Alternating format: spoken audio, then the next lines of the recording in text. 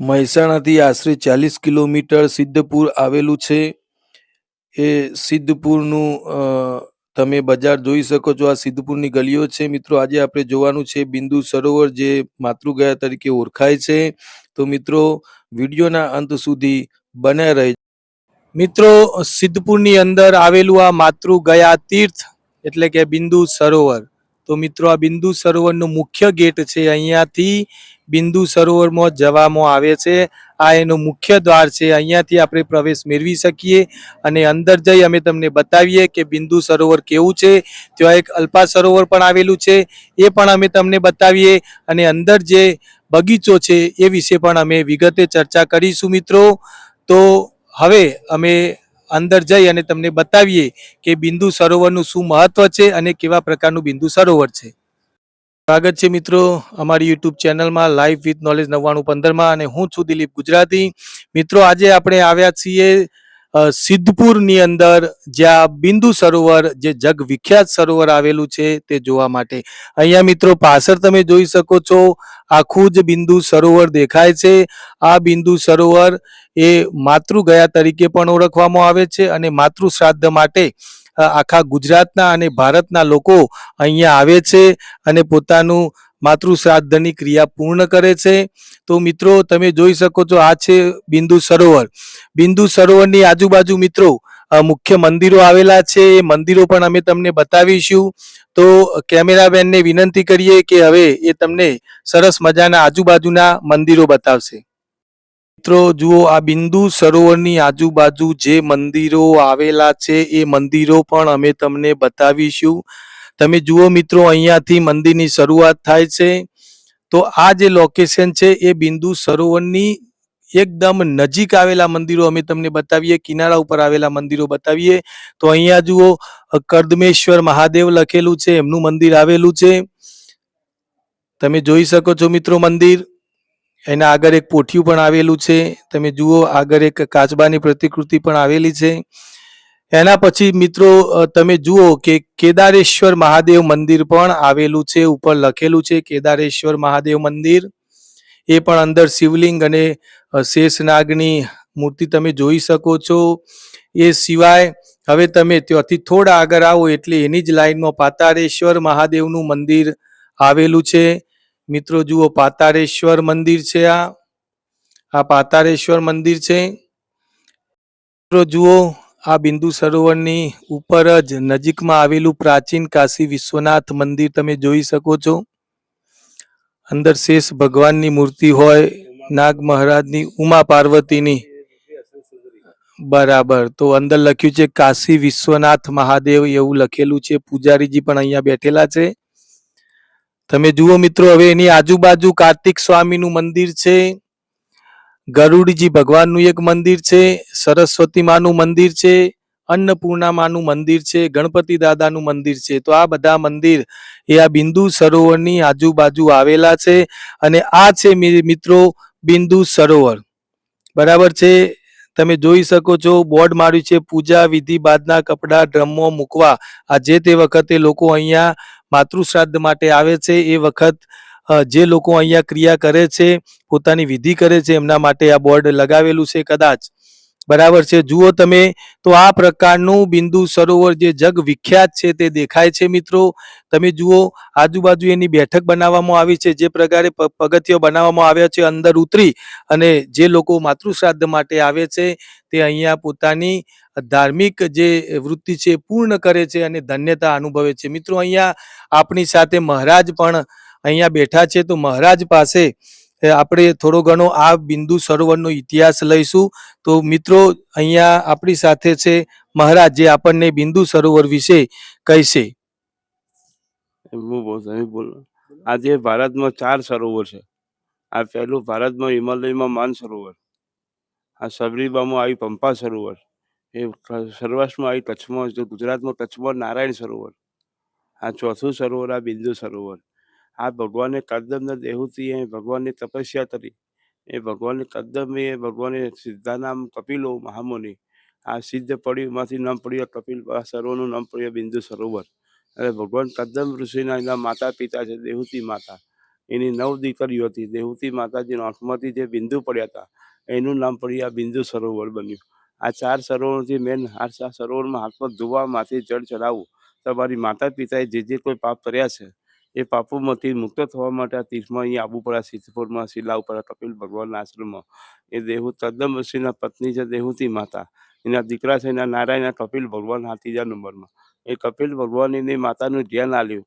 આ સામે સોમનાથ મહાદેવનું મંદિર છે, એના પાસે નાની વાય છે.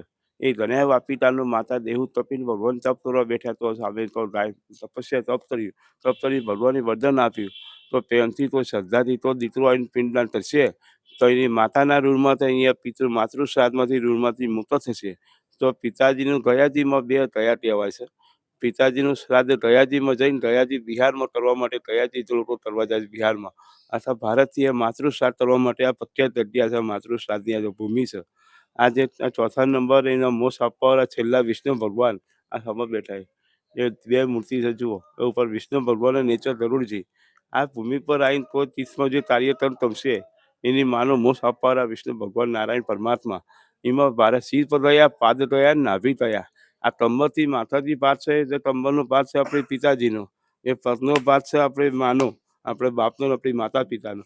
એ માતાની ગયામાંથી મુક્ત થશો તો તમારી આ માતાના પિતાજી ગયાજીમાં ઋણમાં, એ માતાના ઋણમાંથી અહીંયા દેવામાંથી મુક્ત થશો. અહીંમાં 3 માસ જણાય છે. ચૈત્ર માસ પિતૃ મહિનામાં અને ભાદરવો મહિનો અને કારતક મહિનો. આ ભૂમિ પર આવીને જો દીકરો પિંડદાન કરશે તો એની માતાના ઋણમાંથી મુક્ત થશે. આ ભગવાન પરશુરામનું હમણાં મંદિર છે સામે જો બહાર.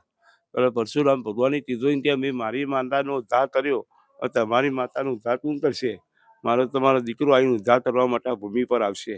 કોઈ પ્રેમથી, કોઈ શ્રદ્ધાથી, પ્રેમપૂર્વક, કોઈ સંધાપૂર્વક તો તીર્થમાં જો સ્નાન કરશે, હાથ પગ ધોશે, પવિત્ર ઉપરમાં જો જળ ચડાવશે, આ જન્મમાંથી એના પેઢીમાંથી પાપોમાંથી એના ઋણમાંથી લોકો મુક્ત થવા માટે હજારો માણસ આ પવિત્ર ભૂમિ પર તીર્થથી લોકો આવે છે જાત્રા આશ્રમ કરવા માટે. એના કાર્યમાંથી અમને સિદ્ધ કરજો એ ભગવાન કપિલ નારાયણમાં સારા આશીર્વાદ આપજો. એ આ સરોવરનું નામ પડ્યું અલ્પા પરશુરામની દાસી હતી. એ દાસીનો જે ઉદ્ધાર કર્યો હતો એનું નામ પડ્યું હલ્યા સરોવર છે. આ 4 ધામની જાત્રા કરો, અહીંયા સિદ્ધપુર ના આવો તો હજી આ જાત્રા અધૂરી. 4 ધામ જઈને આવો તો એનું નામ જાત્રા પૂરી સંપન્ન થાય તમારી. ઓકે, આભાર. જુઓ મિત્રો, એમને એવું કહ્યું કે 4 જે યાત્રાધામો છે ત્યાંની યાત્રા કરી અને અહીંયા આવો તો જ તમારી યાત્રા પૂર્ણ થાય છે.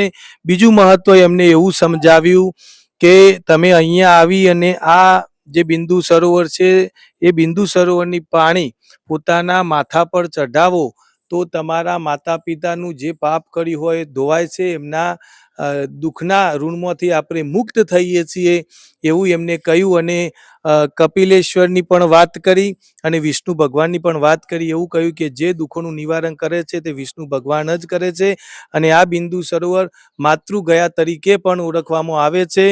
તો મિત્રો, આ બિંદુ સરોવરનું મહત્વ જે મહારાજે તમને બતાવ્યું એ તમે જાણી શકો છો. આ એ જ બિંદુ સરોવર છે મિત્રો, જો લાખોની સંખ્યામાં શ્રદ્ધાળુઓ આવે છે અને પોતાના માતૃ શ્રાદ્ધની ક્રિયા પૂર્ણ કરે છે અને ધન્યતા અનુભવે છે.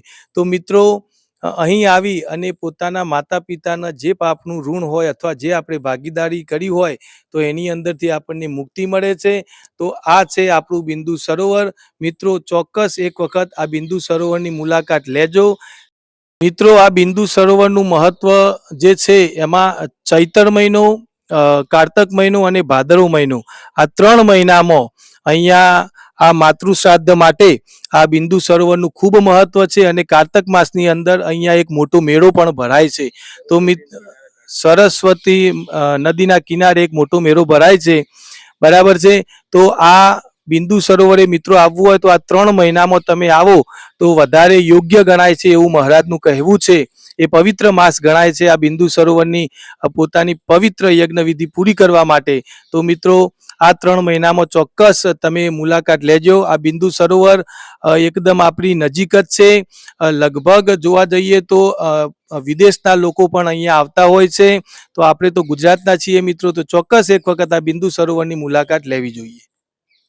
જુઓ મિત્રો, આ બિંદુ સરોવરની આજુબાજુ જે મંદિરો આવેલા છે, સોમનાથ મહાદેવનું એક મંદિર આવેલું છે.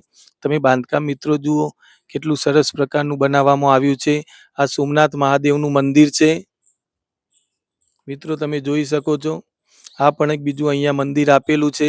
આ છે બિંદુ સરોવરના ઉપરનો ભાગ, જે તમને અમે મંદિરો બતાવી રહ્યા છીએ કે કેવા પ્રકારનું આ બનાવટ છે અને કેવું છે અહીંયા. તમે જુઓ મિત્રો, રમણીય સ્થળ અહીંયા લાગી રહ્યું છે. સાફ સફાઈ પણ એકદમ સ્વચ્છ છે. અહીંના કર્મચારીઓ પણ સારી રીતે જુઓ કામ કરી અને બધું જ પટાંગણ એકદમ સરસ અને સ્વચ્છ રાખે છે. મિત્રો જુઓ, આ એનું બાંધકામ છે, આ એનું જે કહી શકાય કે પરસાર છે. આ મંદિરો છે આજુબાજુ. તમે જુઓ મિત્રો, તો આ સરસ પ્રકારનું એક આયોજન બિંદુ સરોવરની આજુબાજુ દેખાઈ રહ્યું છે. મિત્રો અહીંયા જુઓ, આ પણ એક પ્રકારના મંદિર જ છે. એટલે ટૂંકમાં બિંદુ સરોવરની આજુબાજુ બધા જ આવા મંદિરો આવેલા છે. જુઓ મિત્રો, અહીંયા સ્વચ્છતા પણ એટલી જોવા મળે છે. મિત્રો કર્મચારીઓ ખૂબ મહેનતથી અહીંયા સ્વચ્છ બધું રાખે છે. મિત્રો તમે જોઈ શકો છો, એકદમ ક્લીન એન્ડ ચીટ અહીંયા બધું જોવા મળે છે. તો હવે મિત્રો અમે તમને આગળના પણ મંદિર થોડા બતાવીએ. મિત્રો બિંદુ સરોવરની પાછળ આ પરશુરામનું ભગવાનનું મંદિર અહીંયા આવેલું છે. જુઓ તમે મૂર્તિ જોઈ શકો છો, પરશુરામ ભગવાનની આ મૂર્તિ છે અને એક મંદિર છે. આ બિલકુલ બિંદુ સરોવરની પાછળની બાજુ આવેલું છે અને એની ડાબી બાજુ જોઈએ તો અહીંયા એક પીંપળો આવેલો છે. આ પીંપળાને મોક્ષ પીંપળા તરીકે પણ ઓળખવામાં આવે છે. આ પીંપળાને મોક્ષ પીંપળો કહેવામાં આવે છે. તમે જુઓ મિત્રો, આ મોક્ષ પીપળો એવું અહીંના કર્મચારીઓ દ્વારા કહેવું છે કે આ મોક્ષ પીપળો છે. ઉપર લખેલું છે મિત્રો, મોક્ષ પીપળો એવું લખેલું છે. તો આ છે મોક્ષ પીપળો, બિંદુ સરોવરની પાછળની બાજુ આવેલો છે. બરાબર છે. જુઓ મિત્રો, તમે જોઈ લો આ મોક્ષ પીપળો. મિત્રો બિંદુ સરોવરનું આજુબાજુનો આ વિસ્તાર તમને બતાવીએ. જુઓ, એક સરસ મજાનો બગીચો પણ અહીંયા બનાવવામાં આવ્યો છે. તમે જોઈ શકો છો, અહીંયા લાઈટો પણ લગાવવામાં આવી છે. લાઈટોના ટાવર પણ અહીંયા જોવા મળે છે અને તમે જુઓ, સરસ મજાનો ગાર્ડન, અહીંયા બેસવા લાયક ગાર્ડન છે. પાણીની એક પરબ પણ અહીંયા અંદર આવેલી છે. તમે જુઓ કેટલું સરસ મજાનું આયોજન છે. બધું જ બાંધકામ તમે જુઓ, એકદમ સ્વચ્છ અને ક્લીન અહીંયા જોવા મળે છે. તમે જુઓ, આ બધું જ બહારની અમે તમને બતાવીએ છીએ કે લોકેશન બહારનું કેવું છે. તમે જુઓ મિત્રો, અહીંયા એક પીંપળો જોવા મળે છે, ધરોવાળું, એટલે એક સરસ મજાનું ઘાસ અહીંયા જોવા મળે છે. સરસ મજાનો બગીચો અહીંયા બનાવેલો છે. તો મિત્રો આ આખું જ લોકેશન બિંદુ સરોવર અને અલ્પા સરોવરની બાજુમાં જ છે. તમે જુઓ મિત્રો, અને અહીંયાથી સીધા બહાર નીકળી જવાય છે. આ બિંદુ સરોવર જોયા પછી સીધો જ રસ્તો બહાર જવાનો છે. મિત્રો બિંદુ સરોવરની બિલકુલ જમણી બાજુ જોવા જઈએ તો એક અલ્પા સરોવર પણ આવેલું છે.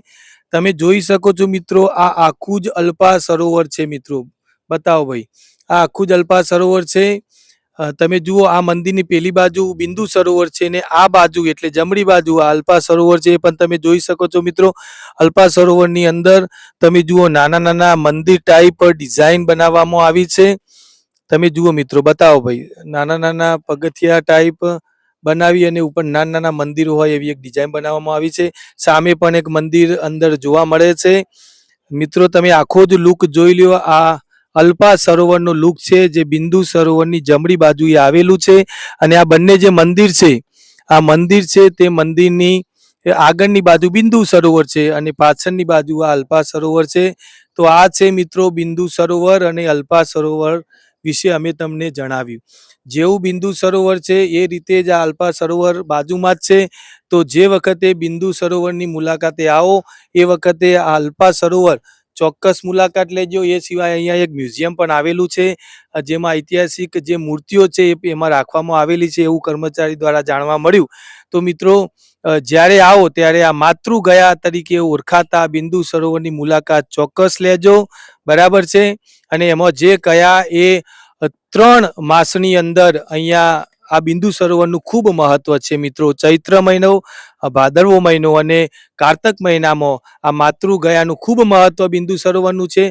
તો આ 3 મહિનામાં જો તમે આવશો તો ચોક્કસ એનું ફળ તમને પ્રાપ્ત થશે. તો મિત્રો આ હતું અમારું બિંદુ સરોવર અને અલ્પા સરોવર, જેને માતૃગયા તરીકે પણ ઓળખવામાં આવે છે. તો મિત્રો અમારો વિડીયો જો ગમ્યો હોય તો લાઈક કરજો, શેર કરજો અને સબસ્ક્રાઈબ તો અવશ્ય કરજો.